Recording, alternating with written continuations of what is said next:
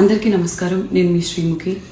Recent టైమ్స్లో నేను host చేసిన ఒక సినిమా ఈవెంట్లో పొరపాటున రామలక్ష్మణుల్ని ఫిక్షనల్ అనడం జరిగింది. నేను ఒక హిందువుని, నేను దైవ భక్తురాల్ని, అందులోనూ రాముణ్ణి అమితంగా నమ్మేదాన్ని.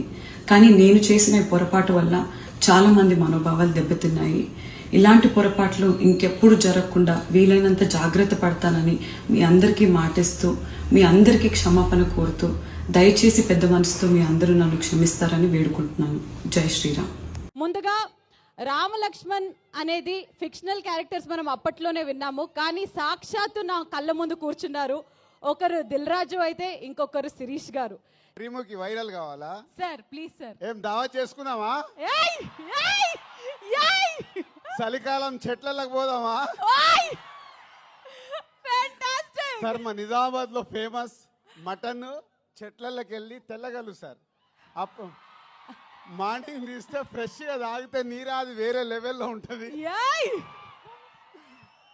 మా వాళ్ళకి సినిమా కంటే మన దగ్గర సినిమాలు ఇవన్నీ తక్కువ కాబట్టి మీ దగ్గరికి వెళ్ళి రియాక్షన్ అదే తక్కువ వస్తుందని మా డైరెక్టర్ చెప్పా. ఆంధ్రాలో వెళ్తే సినిమాకు ఒక వైబ్ ఇస్తారు, మన దగ్గర అయితే తెల్లగల్లికి మటన్కి వైబ్ ఇస్తాం.